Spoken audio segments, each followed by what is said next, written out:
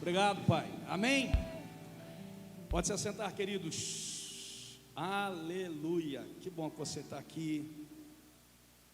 Essa semana vai ser uma semana fantástica, viu, irmão? Nós já estamos começando assim, né? Quarta-feira nós vamos ter aqui uma grande festa. Já foi falado aí, né? Então todo mundo está convidado. Quer dizer, todo mundo vai estar aqui. Quarta-feira. Vai ser uma festa, uma celebração maravilhosa. Glória a Deus, glória a Deus. E, irmãos, eu fiquei encantado com o vídeo do Salt Conference, o convite, pastor Marcos Júnior, que coisa. Eu sinto no meu espírito que esse Salt Conference ele vai fazer algo muito grande, porque, não sei se você percebe, mas Deus está fazendo um movimento de mudança muito grande. Um movimento de mudança que está trazendo para nós um espanto, está superando o que a gente imaginava, e tem tudo a ver com o que Deus já preparou para o ano que vem. Então, independente se você se sente, tem 60, tem 50, mas se você sente um espírito jovem, igual do pastor Marco Aurélio, né? Você vai fazer a sua inscrição e nós vamos estar todo mundo aqui no Salt Conference. Rapaz, vai ser o Salt Conference com o maior número de adoradores aqui nesse lugar, em nome de Jesus. Amém?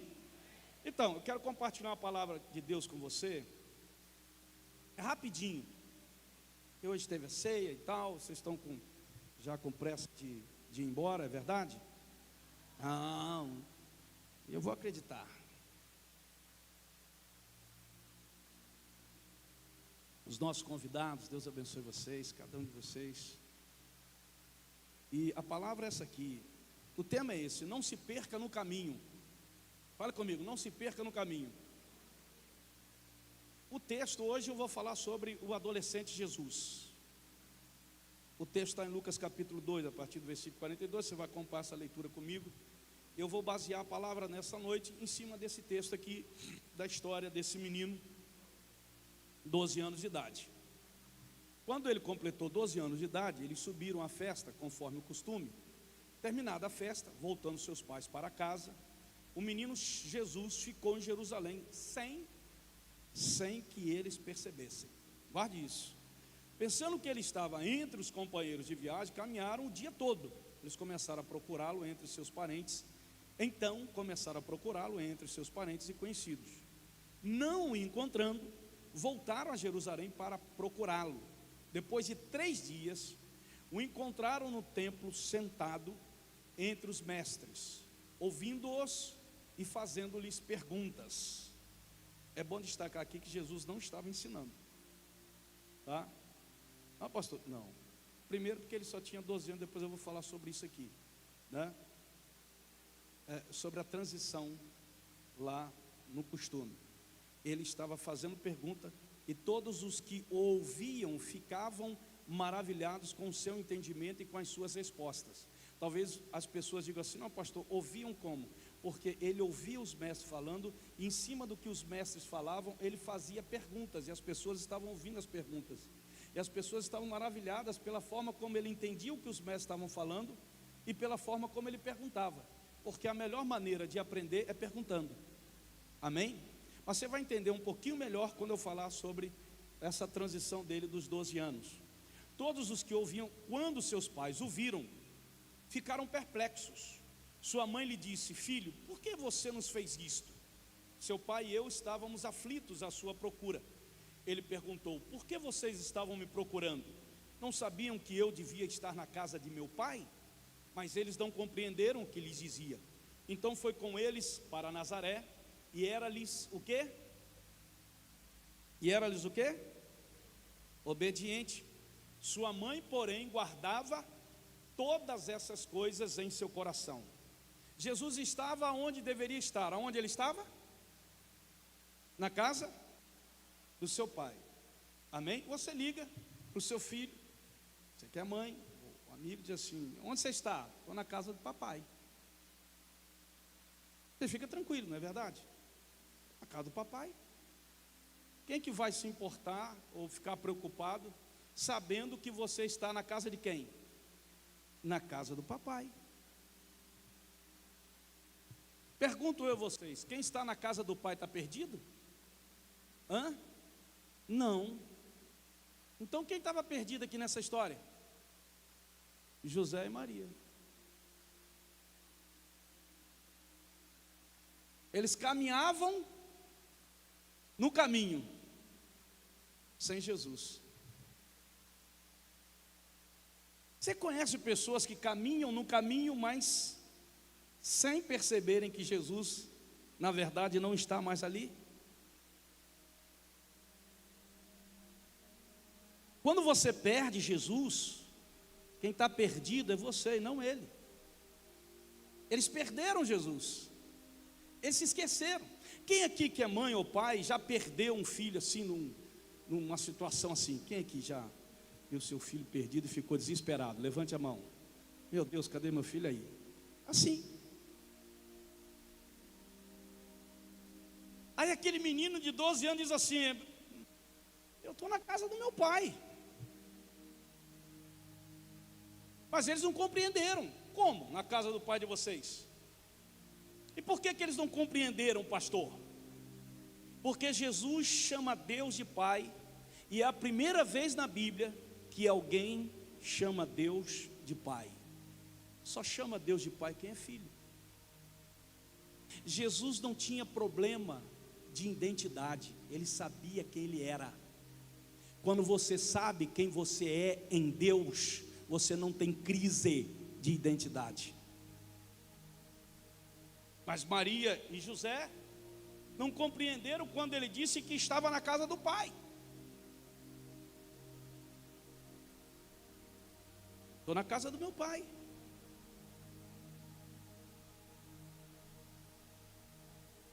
E interessante, irmãos, que Maria, diz o texto, que Maria guardava todas essas coisas em seu coração.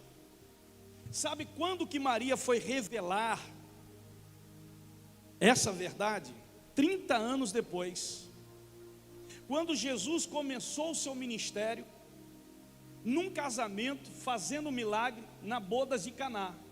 Quando o vinho acabou e procuraram Maria, olha, o vinho acabou, ela falou assim: olha, façam tudo o que ele vos disser. Ali Maria. Agora você imagina, irmão, nós temos que respeitar essa mulher. Uma mulher guardar um segredo 30 anos. Gente, não, por favor, não brigue comigo depois não, minha mulher está ali. Mas mulher guardar segredo, irmão, a gente tem que tirar o chapéu para ela, não tem não? 30 anos guardando esse segredo. Diz a Bíblia que ela guardava tudo isso, tudo que acontecia com Jesus, ela guardava em seu coração, e então foi revelando. Diz a Bíblia que Jesus ia crescendo em sabedoria e graça diante de Deus e diante dos homens. Você imaginar que Maria perdeu, José perderam o filho, e não era um filho qualquer, não era era alguém especial, e ela sabia que era alguém especial, ela só não entendia essa relação de pai e filho, não entendia ainda, que Deus era pai. A partir dali as coisas começaram a mudar. Mas você imagina, a Bíblia revela que nessa época, era a época da Páscoa, eles foram para adorar ao Senhor e celebrar a Páscoa. A Páscoa era a principal festa que era realizada em Jerusalém. Eram 3 festas durante o ano em Jerusalém, as 3 principais. Mas eu quero falar sobre essa, que no meu entender é a festa principal realizada em Jerusalém. Era a festa em que as famílias levavam cordeiros, pombinhas, animais para serem sacrificados. Era uma festa em que centenas, milhares de peregrinos iam a Jerusalém, judeus de todas as cidades iam até Jerusalém para poderem sacrificar ao Senhor. A festa da Páscoa era celebrada na época em que Deus libertou o seu povo do Egito. E Deus deu essa ordem para que celebrassem todos os anos esse momento de libertação.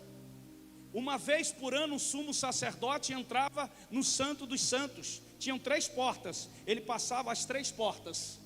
Interessante, essa entrada dele no Santo dos Santos era exatamente nessa Páscoa, nessa festa, a festa da Páscoa, que o sumo sacerdote entrava para poder estar com o Senhor no Santo dos Santos.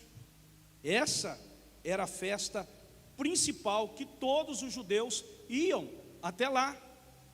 Pessoas vinham de todos os lados. A cidade de Jerusalém naquela época tinha 25 mil pessoas mais ou menos. No dia da festa, na semana da festa, a cidade tinha mais ou menos 80 mil pessoas. Começa a entender isso agora, irmãos. E você vai com a sua família para essa festa.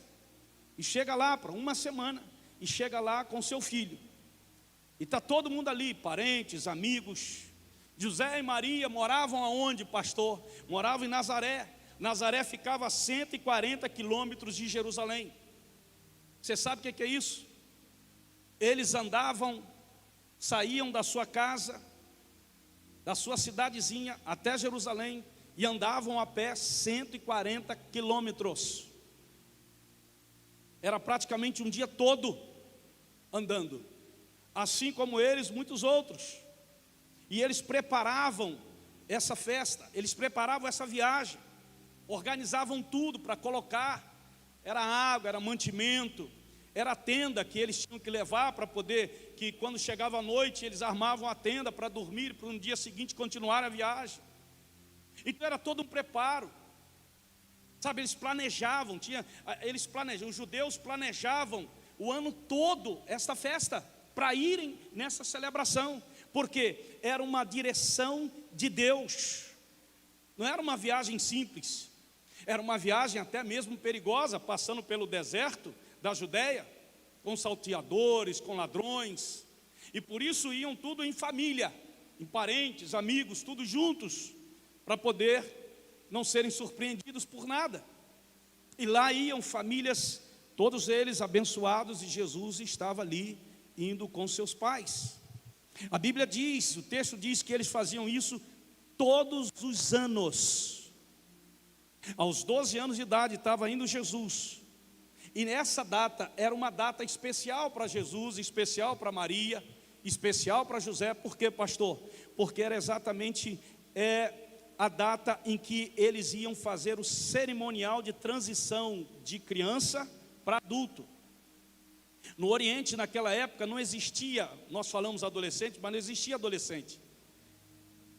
O menino, a criança com 12 anos, ele era considerado uma criança, ele passava de criança para adulto. Era a transição. E o que firmava essa transição, pastor? A criança, ela escrevia e ela conhecia toda a Torá. A Torá era a Bíblia da religião judaica daquela época. E todo menino, ele tinha que aprender a Torá. E aos 12 anos, para 13, ele ia a Jerusalém e fazia a festa de celebração, de transição. Agora ele seria um menino, agora ele seria um adulto, responsável, né? Quando nós estivemos lá em Israel, né, amor? Passando indo numa sinagoga, a gente viu essa festa acontecendo, né? E aí a pessoa que estava com a gente disse assim: não, isso daí acontece aqui, né?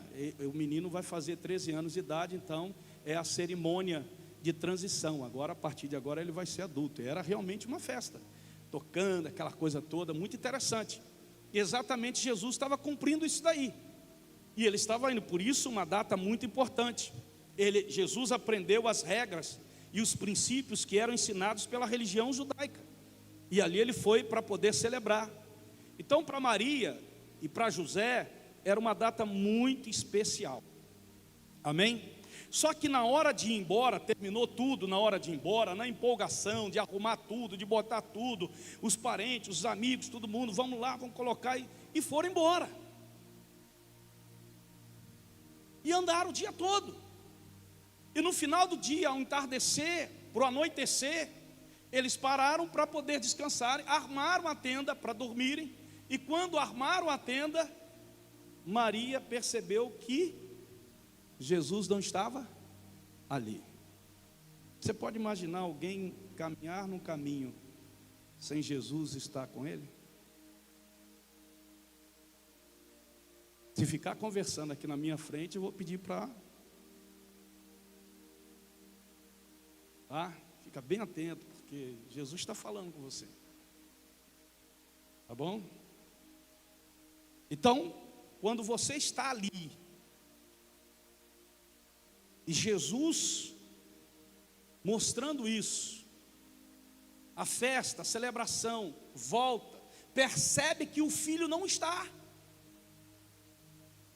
Imediatamente o texto diz que ela e José procuraram entre os amigos, entre os parentes, e disseram: Jesus não está. Eles voltaram para Jerusalém, naquele mesmo dia, naquela mesma noite, voltaram para Jerusalém para procurarem Jesus. Agora olha aqui para mim aqui,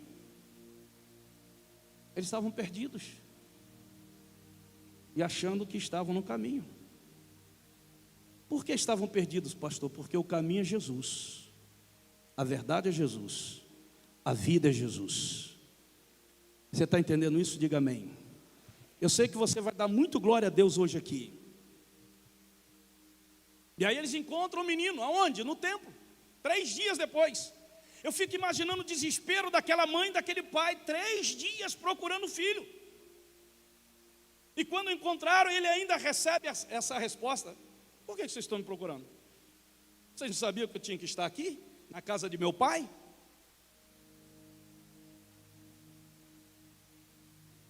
Não sou eu que estou perdido, eu estou na casa de papai. Vocês é que estão perdidos. Vocês deveriam também estar na casa do pai.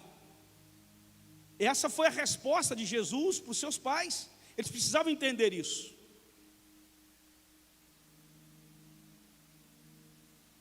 Há muita gente fazendo planos, projetos, se envolvendo com coisas. A pergunta que não quer calar, nesses seus projetos, nesses seus planos, nessa sua viagem, nesse seu relacionamento, Jesus está ali. Jesus está. Porque o autor de um livro, ele diz assim: pior do que o ateu é aquele que diz que crê em Deus e vive como se ele não existisse. Eu creio em Deus, pastor, mas vive como se ele não existisse.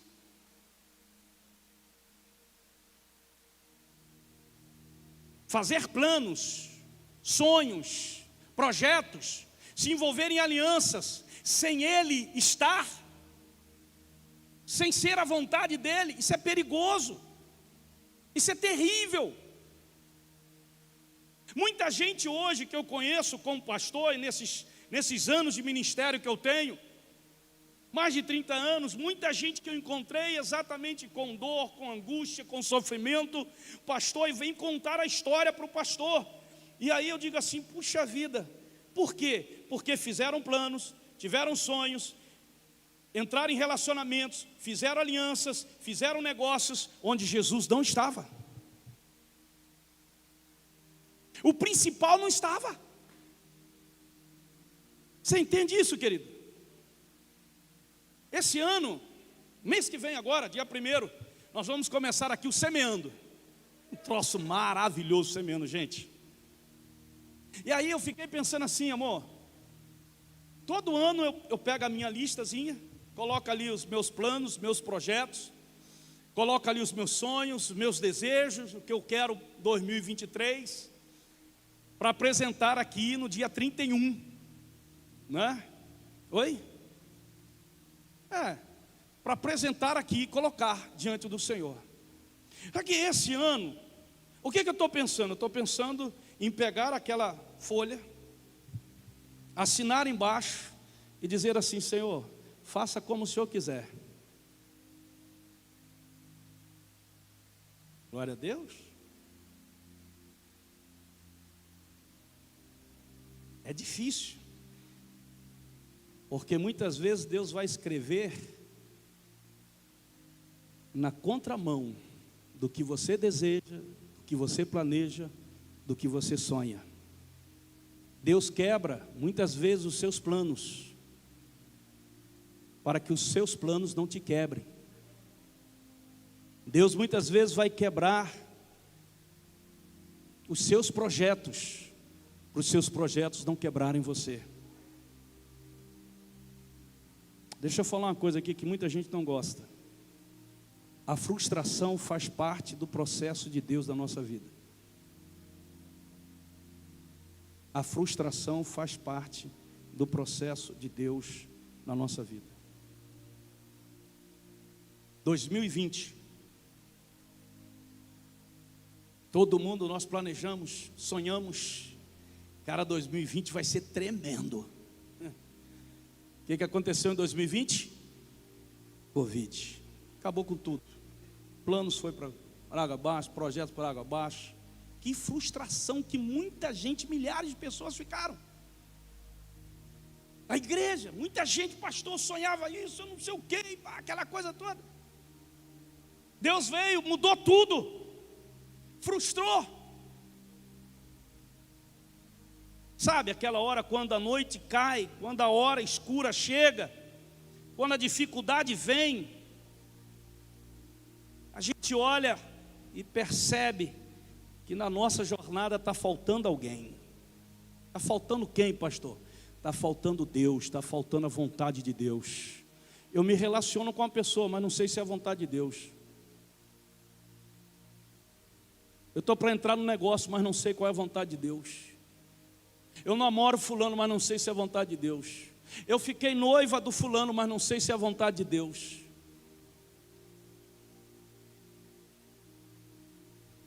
Sabe, você faz planos, você toma decisões, você faz alianças, mas você não sabe, você não percebe se Deus está ali, se Deus está naquele negócio. Nos envolvemos em tantas coisas e nos esquecemos do principal. Aí muitas vezes a gente faz assim: Deus, eu fiz um projeto, vem, entra nele. Deus, eu comecei a namorar, mas pode vir, pode seguir a gente. Tipo, Deus, eu fechei esse negócio aqui, mas pode vir. Então primeiro a gente faz, depois a gente diz para Deus assim: convida Deus para estar.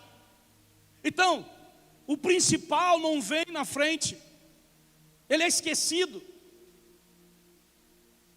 Você pode imaginar uma mãe, um pai esquecerem de um filho, e não era um filho comum, não era uma criança, era uma criança diferente, um grau de responsabilidade. É muito perigoso, gente. Quantas pessoas sofrendo na vida, que não precisavam estar sofrendo porque não colocaram Deus nos seus planos, nos seus projetos, nos seus relacionamentos. Quantas mulheres que são atendidas aqui, de frustrações, nos relacionamentos que tem. Por isso eu quero falar com vocês algumas características desse texto de quem perdeu Jesus. Algumas marcas de quem está numa jornada sem Ele, de quem está no caminho e Ele não está mais ali. A primeira característica, qual é, pastor? Quando você quer que Jesus te siga. José e Maria imaginavam que ele estava no meio das pessoas, que ele estava viajando e pensando que ele está vindo, né? Ele deve vir aí. Ah, Jesus vem aí, né? Você quer que Jesus te siga, Jesus faça a tua vontade, Jesus, sabe, abra a porta para você. Você quer que Jesus seja o seu servo e não o seu Senhor. Tem muita gente assim, infelizmente. Gosta de vir à igreja, gosta de dizer que é crente, diz que crê em Deus, mas tem essa dificuldade. Jesus, se o Senhor quiser, o Senhor me siga. Tem um espaço aqui para o Senhor. Vou dar uma oportunidade para o Senhor nos meus negócios, no meu relacionamento. Há pessoas que pensam que Deus é obrigado a fazer alguma coisa para Ele. Deixa eu te falar uma coisa. Quando você pensa nisso, tem gente que fala assim, pastor Marco Júnior: ó, Deus, eu determino, Deus, que o Senhor faça isso. Deixa eu te falar uma coisa aqui. Não é a terra que manda no céu, é o céu que manda na terra. Deus é obrigado a me dar, pastor. Não é aqui que manda lá, é lá que manda aqui. E tem muita gente assim, porque quer que Jesus o siga. Tem uma história, vocês encontram isso na internet, talvez alguns aqui já ouviram falar sobre essa história, de uma menina que se afastou de Deus, não queria saber mais nada de Deus, e ela pegou as amigas dela e foi viajar com as amigas dela, e a mãe dela disse assim: minha filha, vai com Deus. Ela disse para a mãe assim: se Deus quiser, Deus vem no porta-mala. No meio do caminho o carro capotou, morreu ela e as amigas. Foram lá, abriram o porta-mala, tinha um pente de ovos, não se quebrou um ovo, porque Deus estava no porta-mala. Aonde Deus está não há destruição, há construção, há cuidado, há proteção, há provisão. Ei, Deus, me siga, faça a minha vontade, não a sua vontade. Segunda característica de quem está no caminho sem perceber que ele está ali, que ele não está ali, são pessoas que procuram por Jesus onde ele não está. Você já viu isso? Eles procuraram entre amigos, entre bagagens, entre os parentes, junto com todo mundo. São pessoas que não têm relação com ele, não ouvem ele, não sente ele, não vê. Diz assim: não, Jesus deve estar com a minha amiga, com meu pai, com meu irmão. Exatamente assim. Elas procuram Jesus aonde Jesus não está. Você já viu pessoas que já te procuraram e falaram assim para você: ora por mim. Ora por mim, sabe por quê? Não, mas por que você não vai para... Eu não tenho tempo. Pessoas que não têm tempo para Deus. Meu dia é muito tomado. Aonde você vai encontrar Deus? Há muita gente terceirizando sua fé, sua relação com Deus. Faça isso por mim, faça aquilo por mim.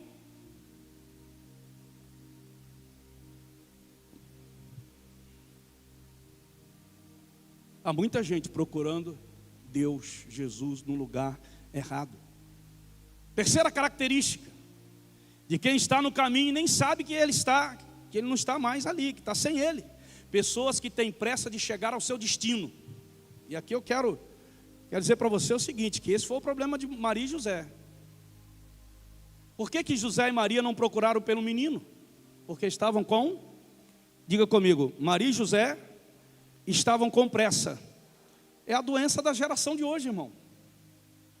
A geração da pressa. Alô? A minha pizza não chegou ainda. Tem 10 minutos que ele pediu a pizza. Alô? Olha, eu preciso desse negócio. Para quando? Para ontem. A geração da pressa. O rapaz começa a namorar a menina hoje, já transa amanhã. No dia seguinte já está grávida. No dia seguinte já está recebendo filho. Sabe, tem gente que diz assim: pastor, Deus abriu a porta para mim. Eu pergunto: foi Deus mesmo? Não, mas eu estava orando. Eu sei. Você precisa fazer prova, se veio dele ou se veio do outro. Que o outro sabe o que você também quer. E o papel dele é enganar você. Ele se apresenta como Deus, mas ele é o diabo. Ele se apresenta como anjo de luz, diz a Bíblia, mas ele é Satanás. Mas ele é uma bênção, pastor. Mas ela é uma bênção. Mas esse negócio aqui, pastor, eu vou crescer muito. Já ouvi muito isso. É a geração da pressa. Não tem paciência. Só que você precisa entender que o tempo de Deus é diferente. Deus tem tempo para todas as coisas.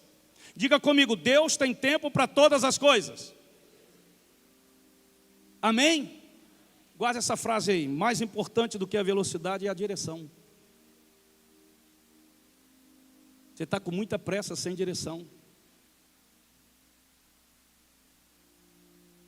José e Maria saíram correndo com muita pressa, esqueceram do principal.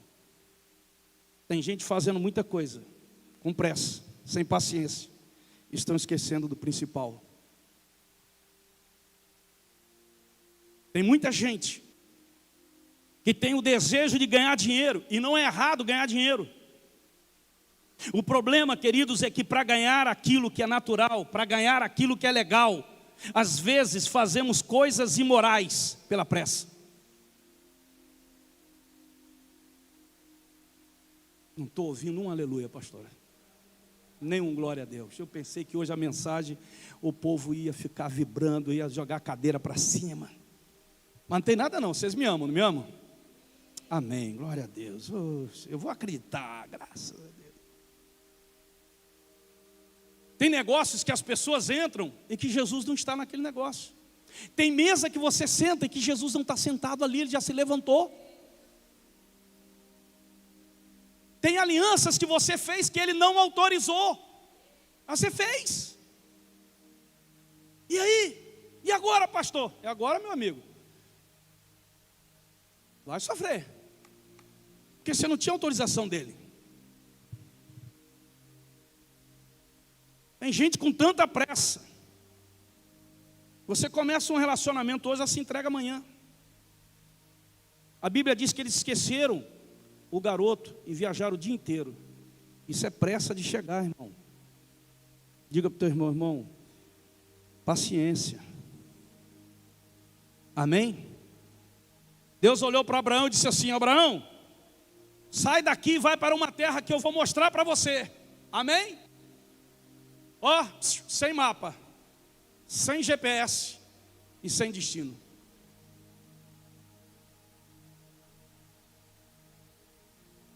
Olha comigo, sem mapa, sem GPS e sem destino. Até porque o celular dele estava sem bateria. Só para descontrair, porque eu estou vendo gente muito nervosa daqui.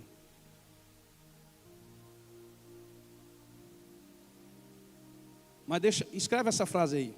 Escreve aí. Eu prefiro andar com Deus sem destino do que ter destino e ir sozinho. Eu prefiro andar com Deus sem destino do que ter destino e ir sozinho. A questão não é a pressa, é quem vai com você. A questão não é a velocidade que você está, mas é quem está acompanhando você. Então, ei, espera. Esperei com paciência no Senhor, Ele se inclinou para mim e ouviu o meu clamor. Quarta característica de quem está no caminho e nem sabe que está sem Ele. José e Maria vão até Jesus, ele disse: por que vocês estão me procurando? Não sabiam que eu tinha que estar aqui? Eu estou aqui para obedecer à vontade de Deus. Se você diz que é servo, mas não obedece ao Senhor, é que se na tua visão Jesus é só o seu Salvador, mas não é o seu Senhor.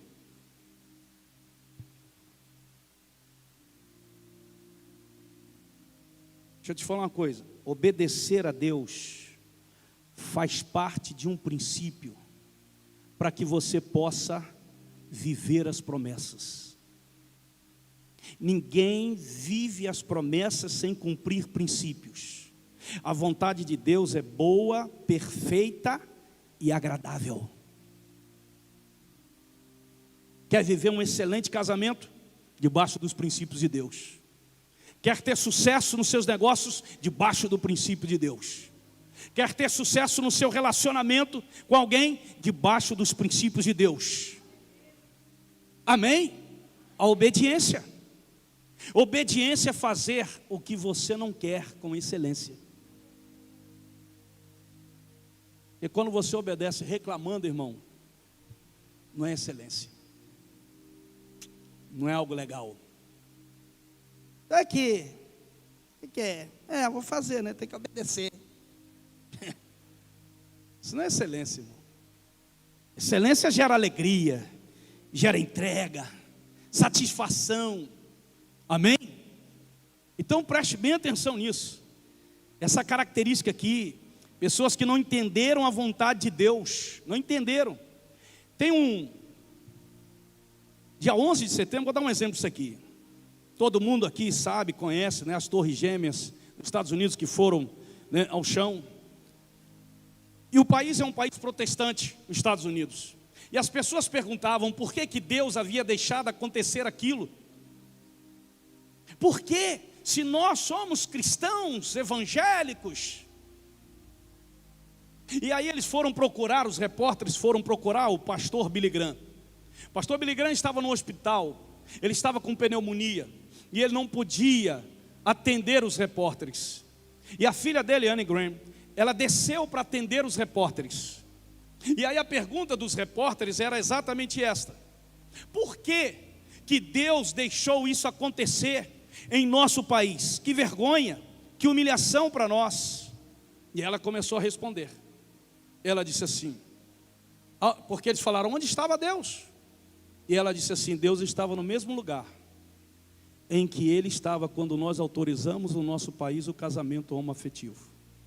Eu estou falando da Anne Graham, eu estou falando dos Estados Unidos. E ela continuou respondendo, Deus estava no mesmo lugar que Ele estava quando nós retiramos o ensino religioso das escolas. Deus estava no mesmo lugar quando nós tiramos as Bíblias das bibliotecas. Deus estava no mesmo lugar. E ela terminou, deu mais 10 itens, mostrou mais 10 coisas para eles. E ela disse assim, nós expulsamos Deus do nosso país e queremos saber aonde está Ele? Aonde está Deus? Quando você tira Deus dos seus relacionamentos, quando você tira Deus dos seus negócios, quando você tira Deus do seu casamento, você fica procurando por que Deus deixou acontecer isso comigo? Aonde estava Deus, pastor? Estava no mesmo lugar. Foi você que removeu Ele. Você entendeu ou não? Quem entendeu, levante a mão. Quem pode dar um glória a Deus, só para eu me sentir mais um pouquinho assim, confortado. Confortado. A Bíblia diz que eles só perceberam a ausência de Jesus no final do dia, quando a noite caiu. Então deixa eu te falar aqui, olha aqui para mim. Não espere o dia ruim chegar. Pelo amor de Deus. Não espere a noite chegar. Deus está te dando uma palavra hoje para abrir os seus olhos. Será que Ele está aí? Será que Ele está no teu relacionamento, no teu negócio? Eu vou te dizer uma coisa, nem tudo que está dando certo é certo. Talvez você esteja tendo até sucesso, mas o pior fracasso é fazer sucesso onde Jesus não está.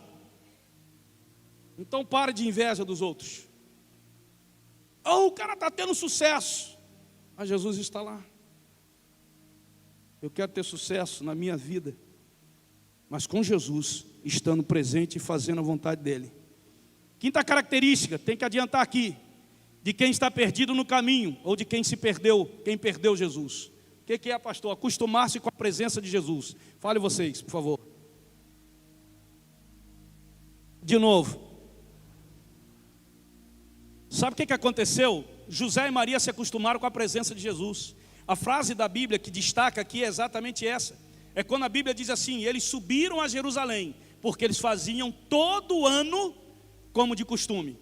O que eles faziam? Organizava a viagem, fazia a viagem, desfazia as coisas, fazia a celebração, organizava as coisas, viagem de volta, voltando para casa. Isso no primeiro ano, no segundo ano, terceiro ano, quarto ano, quinto ano, e assim até o 12º ano. Faziam as mesmas coisas. Eles se acostumaram com as regras. Eles mecanizaram o processo de adoração do mesmo jeito, todo ano, a mesma coisa. Tem gente que vem todo domingo numa igreja, e ele vem todo domingo religiosamente, mas a vida dele não muda, não há transformação, não há mudança, as coisas não acontecem. A felicidade dele não está em Cristo, está naquilo que Cristo dá para ele. Pastor, estou feliz que meu filho vai casar, que a minha filha vai casar, aleluia, glória a Deus. Eu estou feliz que eu arrumei um bom emprego, glória a Deus, obrigado Senhor, aleluia. A sua felicidade está naquelas coisas que são efêmeras, que são passageiras. A tua felicidade tem que estar em fazer a vontade de Deus, aleluia. E buscar aquilo que é eterno e não aquilo que é passageiro, porque o que é passageiro Deus falou que acrescenta a nossa vida.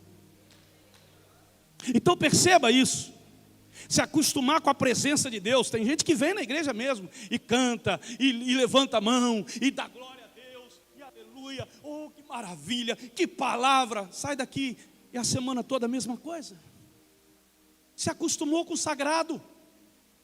Tem gente que se acostuma tanto com o sagrado que ele bota uma imagem diante dele, acende uma vela, e ele entende que aquilo ali vai fazer alguma coisa.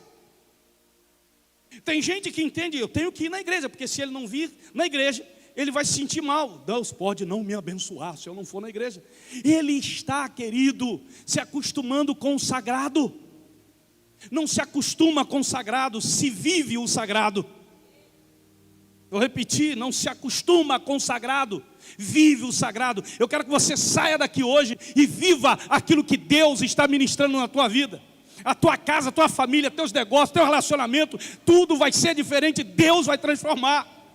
Aleluia. Glória a Deus. Você vai dizer, pastor, o senhor está muito feliz. Eu estou muito feliz. Por quê? Porque eu amo muito a Jesus, porque Jesus está fazendo coisas novas. Teve alguém que me perguntou assim, pastor, quando que o senhor ouve Jesus falar? É simples, Jesus está falando comigo. Quando eu estava ali, adorando ao Senhor, Ele falou comigo assim, e estava ouvindo a música, e estava ministrando, eu estava cantando. Ele disse assim, meu filho, tem tanta gente aqui que está chorando. Ora por elas. Diz para elas que eu vou transformar o choro delas em alegria. Aí você fala assim para mim, como que o senhor ouve isso? Eu não mecanizo a adoração. Eu não venho na igreja porque eu tenho que vir na igreja. Eu não venho na igreja para entrar no culto, assistir um culto, adorar, cantar, louvar, etc. E depois, continua a mesma coisa, não muda nada, não transforma nada. Não, a cada dia diz a Bíblia que é uma novidade de vida. Eu sei que amanhã Deus tem coisas novas para mim. Deus tem coisas novas para você. Amém? Só que no 12º dia, algo deu errado. Ou no 12º ano, alguma coisa deu errado. Jesus não entrou no processo que eles mecanizaram. Se tem uma coisa que Jesus gosta, é de quebrar as regras. Na época em que Jesus teve o seu ministério, ele sempre foi proibido de fazer coisas no sábado. No sábado não pode curar, no sábado não pode fazer milagre, no sábado não pode trabalhar. Jesus quebrou essa regra. Jesus não quebra princípios, Jesus quebra regras. Regras que não se coadunam com o coração de Deus, com a graça de Jesus. Então ele quebra. Tem gente que se escandaliza. O religioso se escandaliza. E aí eu digo para você o seguinte. Naquele dia Jesus pegou os discípulos dele, falou assim, vamos entrar no milharal e vamos catar milho. E vamos comer milho hoje, sem lavar as mãos. Porque a regra era não pegar milho no dia de sábado. Você não podia trabalhar, pegar para comer nada. E fosse comer, tinha que lavar as mãos. Jesus quebrou. Vamos entrar no milharal, vamos comer. Estou com fome, vocês também estão com fome. Tem gente aqui que está olhando para mim já com a cara feia, porque está com fome. Sabe? A regra, não pode tocar na prostituta. A prostituta entra na casa, toca em Jesus. Sabe? Jesus abençoa aquela prostituta. E o cara, o dono da casa, diz assim, se ele soubesse quem está tocando nele, ele não faria isso. Ele olhou para o cara, porque Jesus sabia. Olhou para o cara e disse assim, quem está me tocando é filha minha. Irmãos, séculos com a regra de que não podia tocar em defunto. Judeu não podia tocar em defunto, isso era uma regra, uma tradição.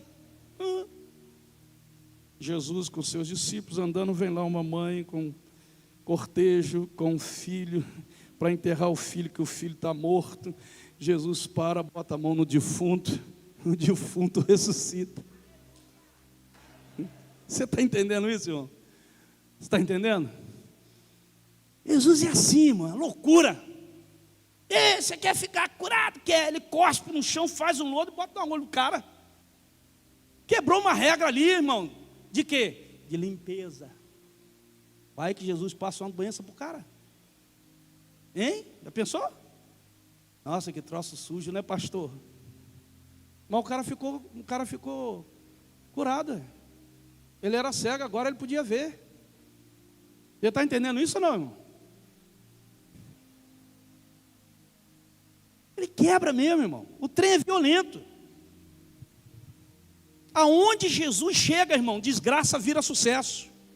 Miséria vira prosperidade. Morte vira vida. Porque aonde Jesus chega, Ele transforma o ambiente, Ele sai quebrando regras, Ele estabelece princípios e as coisas começam a acontecer e você não entende nada, mas Ele está transformando, mas Ele está mudando, mas Ele está realizando ali e coisas novas vão continuar acontecendo, aleluia. Esse menino Jesus era violento, irmão. Jesus era tão chato com religião que eles os expulsaram do templo. Por quê, pastor? Porque ele não cabia na sinagoga. Jesus não cabia no templo. Jesus não cabia na religião. Jesus não cabia nas regras. E para piorar, eles fizeram o quê? Vão matá-lo. E depois que matá-lo, descobriram que ele não cabia no túmulo. Ele ressuscitou ao terceiro dia. Não tem jeito, irmão. Não tem jeito. Jesus não vai entrar na tua forma. Você vai entrar na forma dele, que é diferente. Amém? Você está comigo aqui, diga glória a Deus. Se você está comigo aqui, diga glória a Deus. O que é isso? O problema de José e Maria é o problema de muitos de nós. Mecanizamos o processo de adoração, nos acostumamos com o sagrado. Tinha gente que falava assim: olha, não pode tocar aqui, não suba, porque isso daqui é santo. Olha, esse altar é santo. Olha, aquilo é santo. Santo é você, irmão. Pessoal acostumado. É a síndrome de Judas. Você sabe qual é a síndrome de Judas? Anda com a porta, mas não entra nela. Anda com o pastor, mas não quer ser ovelha dele. Anda com o caminho, mas vive no atalho. Anda com a verdade, mas vive a mentira. Mas essa você vai ficar, essa vai te derrubar. Não vai não, porque você está aqui com Jesus. Glória a Deus. A maior síndrome de Judas: anda com o dono do céu, mas vai para o inferno.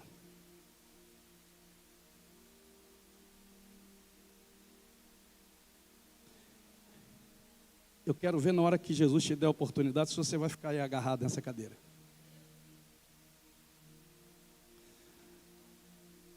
Tem gente que está andando com o dono do céu, mas vai para o inferno. Tem muita gente maravilhada com esse mundo gospel. Tem muita porcaria nesse mundo gospel. Muita coisa que não presta. Tem gente que não leva nada a sério de Deus na vida deles. Eles brincam com Deus, zombam de Deus. Mas a Bíblia diz que Deus não se deixa escarnecer. Você vai ouvir muita coisa ainda. E você vai ver muita coisa. Amém? Estão andando, falam sobre tudo, mas Jesus não está ali. Falam sobre ele, escrevem sobre ele, cantam sobre ele, pregam sobre ele, mas Jesus não está ali. Você fala que crê, as pessoas falam que creem em Jesus, que amam Jesus. Eu vou na igreja, mas sua casa não muda, sua família não muda, sua vida não muda. Essas pessoas, não estou falando você aqui não. Mas pastor, o que acontece? É exatamente isso. As pessoas estão, cegas. Quantas pessoas estão envolvidas com a obra de Deus e não conhecem o Deus da obra? O meu receio muitas vezes é exatamente isso, me acostumar com a presença. Tem gente que não jejua mais, tem gente que não ora mais, tem gente que não busca mais com intensidade, tem gente que não consegue mais perdoar, tem gente que não se envolve mais com a obra de Deus. Se acostumou. Eu só vim na igreja, pastor. É só crer em Deus, pastor. Crer em Deus, Pai poderoso. Se acostumou. E última. Não tem na mão, eu trouxe aqui o horário. Já desligaram o negócio ali. Pessoas que se encantam com as distrações da viagem. Sabe o que aconteceu com Maria e José? Eles ficaram, irmãos, eles se distraíram. A vir aquele monumento, aquele templo glorioso. Ouro, prata, a vestimenta do sumo sacerdote. Ficaram distraídos. Há muita gente distraída com as belezas deste mundo. Distraídas. E o diabo fazendo a festa. Eles estavam distraídos com as coisas desse mundo. Deixa eu perguntar aqui. Quantos aqui já viram aquela série de Grey's Anatomy? Eu também. Sabe, quem assistiu aquela série, deixa eu te falar, o tempo que você gastou com aquela série, você leria a Bíblia 2 vezes no ano. Irmão, a questão não está no tempo, está na prioridade.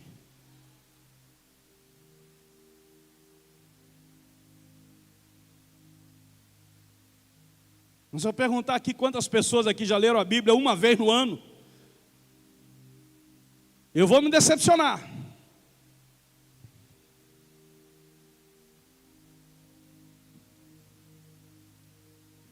A rede social, ela vai revelar no juízo social, se houver, que a questão não foi falta de tempo, a questão foi falta de prioridade.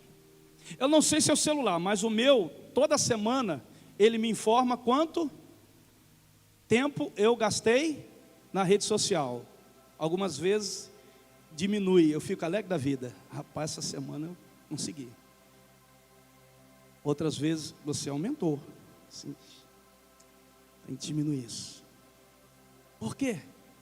É tempo precioso que você pode investir numa leitura de livro. Muita gente não lê livro. Tem até gente que fala assim: pastor, eu não consigo dormir. Aqui, vou te dar uma. Não precisa tomar aquele remédio que tem. Tem um remédio para dormir, como é que é? Aquele trem pesado. Que o cara disse que está com insônia.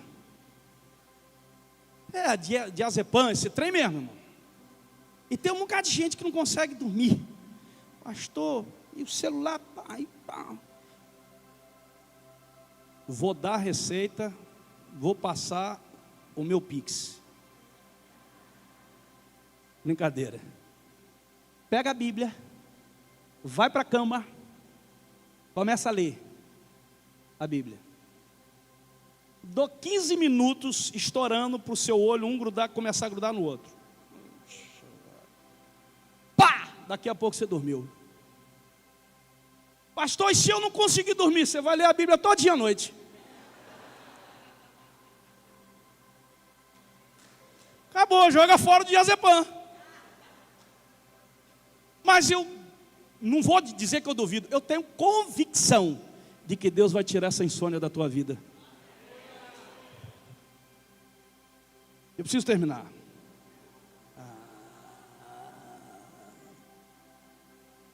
Vamos ficar em pé.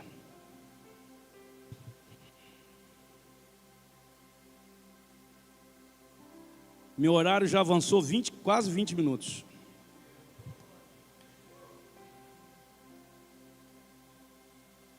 Deixa eu te falar uma coisa. Nós precisamos tomar uma decisão que eles tomaram. Qual foi, pastor? Voltar para Jerusalém. Está na hora de você voltar para a casa do Pai. Está na hora de você voltar a ser um crente raiz. O que é um crente raiz, pastor? Crente raiz é aquele que acorda, irmão. Quando ele acorda, a primeira voz que ele vai ouvir é a de Deus, a palavra. Vai voltar a orar. Vai voltar a jejuar. Vai voltar a buscar a Jesus com mais intensidade. Chegou a hora de você tomar as suas decisões e fazer os seus planos e colocar Jesus neles, a vontade de Jesus neles. Eles voltaram para Jerusalém porque o templo era em Jerusalém, Deus estava lá, mas só que hoje o templo é você. O templo do Senhor é a sua vida. Não procure longe, não procure fora. Procure dentro de você. Examine-se o homem a si mesmo. O que precisa mudar está dentro de você.